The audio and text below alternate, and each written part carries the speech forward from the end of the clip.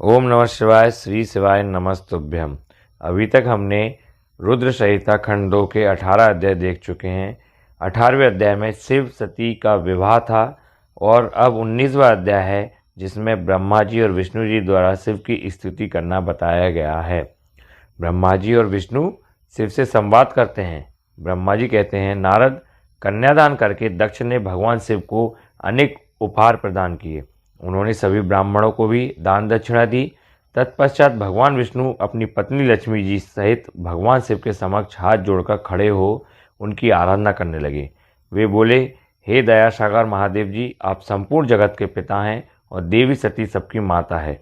भगवान, आप दोनों ही अपने भक्तों की रक्षा के लिए और दुष्टों का नाश करने के लिए अनेक अवतार धारण करते हैं।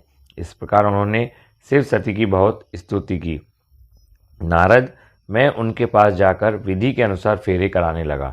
ब्राह्मणों की आज्ञा और मेरे सहयोग से सती और भगवान शिव ने विधि पूर्वक अग्नि के फेरे लिए। उस समय वहाँ बहुत अद्भुत उत्सव किया जा रहा था। वहाँ विभिन्न प्रकार के बाजे और शहनाइयाँ बज रही थी। स्त्रियाँ मंगल गीत गा रही थी और खुशी से सभी नृत्य कर रहे थे। तत्पश्चात भगवान विष्णु बोले, सदाशिव, आप संपूर्ण प्रकृति के रचयिता हैं। आपका स्वरूप ज्योतिर्मय है। ब्रह्मा जी, मैं और रुद्रदेव आपके ही रूप हैं। हम सभी सृष्टि की रचना, पालन और संहार करते हैं। हे प्रभु, हम सब आपका ही अंश हैं। प्रभु, आप आकाश के समान सर्वव्यापी और ज्योतिर्मय हैं।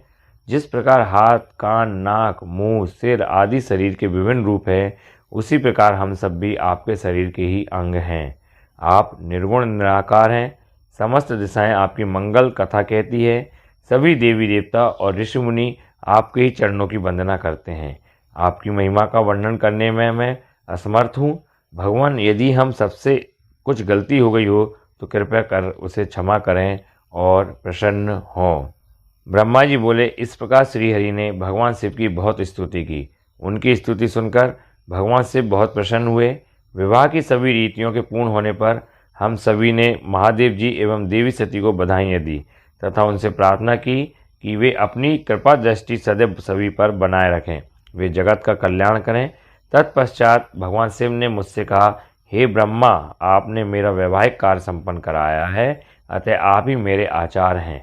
आचार को कार्य सिद्धि के लिए दक्षिणा अवश्य दी जाती है, इसलिए आप मुझे बताइए कि मैं दक्षिणा में आपको क्या दूं। महाभाग, आप जो भी मांगेंगे मैं उसे अवश्य ही दूंगा। मुने, भगवान शिव के इस प्रकार के वचन सुनकर मैं हाथ जोड़कर उनके सामने खड़ा हो गया।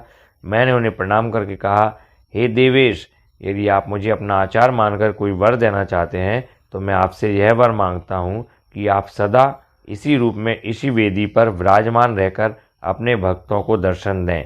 इस स्थान पर आपके दर्शन करने से सभी पापियों के पाप धुल जाएं। आपके यहाँ विराजमान होने से मुझे आपका साथ प्राप्त हो जाएगा। मैं इसी वेदी के पास आश्रम बनाकर यहाँ निवास करूँगा और तपस्या करूँगा।